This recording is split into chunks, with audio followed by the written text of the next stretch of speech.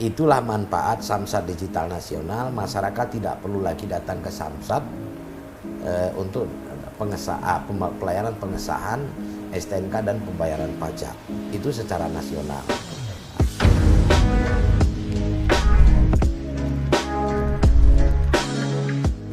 Halo, Assalamualaikum, selamat sore. Jumpa lagi dengan saya Ahmad Suhendra dari Grid Auto. Kali ini saya sedang ada di ruangan dalam Korlantas, ketemu dengan Pak Kombes Taslim Hairudin. Beliau menjabat sebagai Kasubdit STNK Korlantas Polri. Ya. Selamat sore Pak Taslim. Selamat sore. Kita buka dulu, ini udah jarak prokes ya Pak? Oh iya, boleh. Pak Taslim, Ya. terima kasih Pak atas waktunya menerima kami dari Grid Auto. Ya. Pak, nih saya dengar ini Pak, Korlantas akan membuat sebuah terobosan baru Pak, Ya. dalam hal digital STNK ya Pak. Ya. Bisa dijelaskan Pak, apa digital STNK dan apa sih keuntungan dari pelaksanaan dari penerapan ini Pak? Oh ya. Jadi begini. Khususnya memasuki masa pandemi di mana di mana pemerintah membatasi interaksi masyarakat, khususnya di area-area sentra-sentra publik ya, untuk mengurangi interaksi yang bisa memperpanjang pandemi COVID-19. Itu Polri sebenarnya sudah pernah membuat Samsat online nasional, Samolnas. Beberapa waktu lalu sudah di launching dan sudah berjalan. Tetapi setelah kita jalankan, itu ada beberapa kelemahan. Kelemahan yang dan itu fatal karena terkait dengan keamanan pertama, yang kedua dari sisi pelayanan justru tidak tercapai tujuannya. Tujuan pembangunan tidak tercapai. Sehingga di era kebijakan Bapak Kapolri yang baru, Pak Listio Sigit, dengan konsep beliau yang ingin mewujudkan Polri yang presisi, yang predictable, responsibilitas, kemudian transparansi, berkeadilan. Nah, Korlantas salah satunya menjawab dengan program Samsat Digital Nasional. Samsat Digital Nasional. Namanya Samsat Digital Nasional, nickname-nya kita kasih nama Signal. Signal. Ya, sebenarnya di media sendiri ada itu aplikasi yang bernama Signal, tetapi ini signalnya berbeda. Nickname-nya Signal supaya lebih gampang diingat dan mudah, tetapi nanti nomenklatur di medianya tetap kita menggunakan nomenklatur yang panjang, Samsat Digital Nasional. Samsat Digital. Apa itu Samsat Digital Nasional? Samsat Digital Nasional adalah kita memanfaatkan database atau pangkalan data kendaraan bermotor yang saat ini kita sudah miliki 139 juta, terkumpul dari layanan Rekiden Ranmor yang kita selenggarakan sejak tahun 2017. Ini sebenarnya pengembangan dari pangkalan data kendaraan bermotor. Samsat Digital Nasional ini adalah aplikasi yang digunakan untuk memberikan pelayanan kepada masyarakat dalam rangka pengesahan STNK 1 tahunan, pembayaran pajak kendaraan bermotor yang dilakukan setiap tahun, dan pembayaran SWD KLJ. Dalam satu genggaman, dapat dilakukan dimanapun dan kapanpun, dalam keadaan apapun, one stop service. Sepanjang ada jaringan internet ya Pak? Sepanjang ada jaringan internet. Ini nanti berbasis Android ataupun berbasis iOS, jadi bisa menggunakan Android, bisa juga menggunakan iOS. Sudah pasti insya Allah ya ada internetnya kan, sudah include di dalamnya. Yang saya katakan dalam satu genggaman, kalau Samsat Online Nasional yang lalu setelah mendapatkan kode bayar, maka kita harus pindah aplikasi, atau kita harus datang ke bank menggunakan fasilitas yang ada di perbankan, misalnya edisi, misalnya ATM misalnya. Tetapi dengan yang Samsat Digital Nasional sudah nggak lagi. Untuk saat ini yang kita berikan menggunakan virtual account, fasilitas mobile banking. Jadi Nanti di dalamnya tinggal kita klik saja, muncul kita mau pilih pakai bank apa atau fasilitas pembayaran apa. Langsung dieksekusi di sana. Itu yang saya katakan tadi, one stop service. Jadi langsung saja, tidak perlu lagi harus keluar-keluar lagi. Ini akan sangat memudahkan masyarakat. Dia bisa membayar pajak mungkin malam hari ini adalah hari terakhir. Nanti jam setengah 12 malam saya baru ingat ternyata kendaraan saya belum bayar. Besok akan Saya habis bisa masa menggunakan HP, misalnya gadget saya ini untuk mengeksekusi pembayaran, dan tanggalnya mudah-mudahan masih masuk di tanggal sebelum sebelum hari esok. Iya. Tetapi ini saya belum terlalu berani untuk mengatakan tidak masuk ke tanggal ini ya. Iya. Karena itu nanti sangat terkait dengan kebijakan Bapenda. Kalau tutup bukunya katakan jam 4 sore, di atas jam 4 sore boleh jadi nanti masuk ke tanggal berikutnya. Tetapi akan saya coba perjuangkan bahwa itu tanggal pembayaran. Masalah jam kerja itu kan urusan teknis ya. Tetapi masyarakat taunya ya hari itu di nanti jam 00 itu berganti hari atau berganti tanggal, kira-kira begitu. Jadi itulah manfaat Samsat Digital Nasional. Masyarakat tidak perlu lagi datang ke Samsat untuk pelayanan pengesahan STNK dan pembayaran pajak. Itu secara nasional. Artinya secara nasional kendaraan orang Medan bisa, ketika dia di Jakarta dia bisa eksekusi. Pak, kan kalau kita bawa kendaraan kan harus ada bukti. Ya. Selama ini kan kita punya kertas secara fisik yang menjelaskan pajak kendaraan berlaku tanggal sekian sampai tanggal sekian. Nah, dengan adanya model Samsat Digital Nasional ini, Pak, itu bagaimana nanti prosedur di jalanan kalau sana misalnya nih ada petugas Polantas hanya, Pak bisa dilihat STNK-nya, terus bukti dari pengguna atau pengendara itu kan dia harus ada bukti untuk mengetahui apakah ini secara pajaknya sudah dibayar atau belum. Nah, itu gimana itu, Pak? Jadi begini, sebenarnya untuk pelayanan pengesahan STNK dan pembayaran pajak tahunan termasuk SWD KLJ itu ada 2 bukti. Yang pertama adalah bukti pengesahan itu sendiri, yang kedua adalah bukti pelunasan pajak. Kalau dalam bahasa ininya adalah TBPKP, tanda bukti pelunasan kewajiban pembayaran. Kalau secara umum masyarakat pahamnya itu notis pajak namanya. Nah, untuk STNK pengesahannya kita sudah nggak perlu lagi cara fisik, nggak ada lagi bentuk fisiknya. Sudah cukup dengan di Android itu saja, di aplikasi ini. Itu sudah ditandatangani nanti dengan Dirlantas. Jadi kita langsung kasih aja, Pak, kepada petugas di lapangan, ini saya sudah bayar. Ya, katakanlah begitu. Dan itu diakui secara hukum karena tanda tangan kita menggunakan aplikasi digital signature, tanda tangan elektronik. Itu tersertifikasi nanti dari BSSN. Kira-kira begitu. Nah, yang memang yang masih ada dalam bentuk fisik adalah ETBPKP. Itu apa itu, Pak? ETBPKP ini berlakunya hanya untuk sementara. Nanti kita kasih luang waktu hanya 1 bulan. Sisanya itu nanti harus ambil secara fisiknya ada di kantor Samsat. Nah, tetapi perbedaan Samsat Online Nasional dengan Samsat Digital ini salah satunya di situ.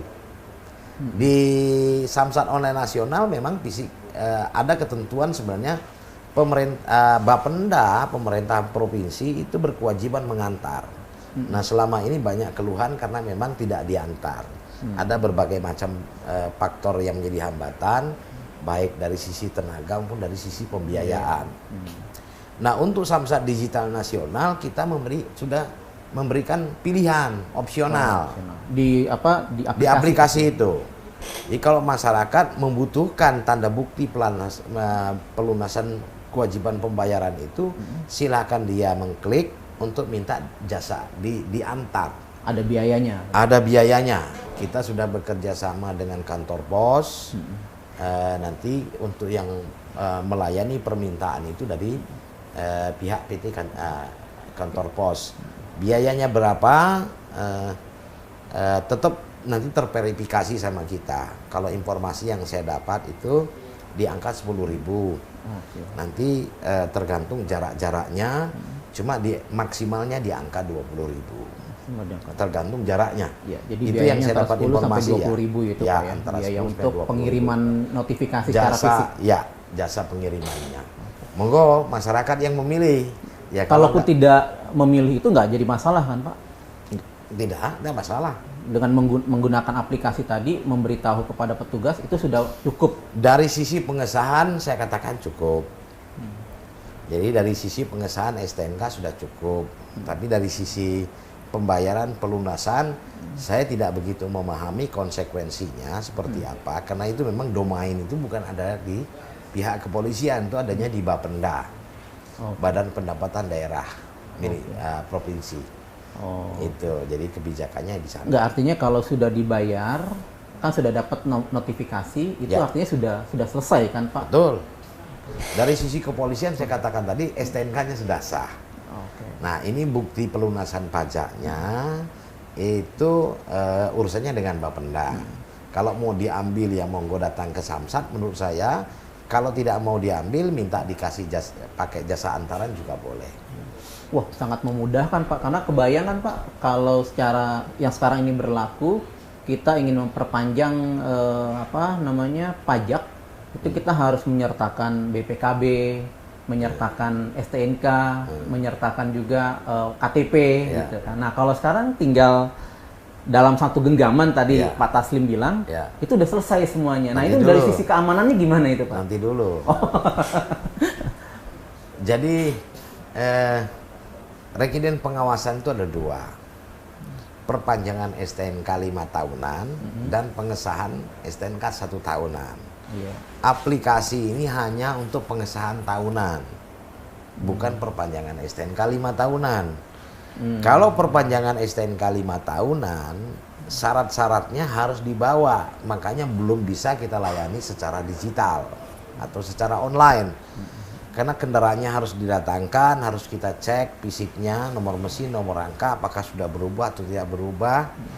Kemudian kepemilikan juga harus kita cek. Kemudian kita memastikan bahwa kendaraan itu benar milik dia dalam bentuk dengan menghadirkan BPKB yang asli. Kira-kira seperti itu.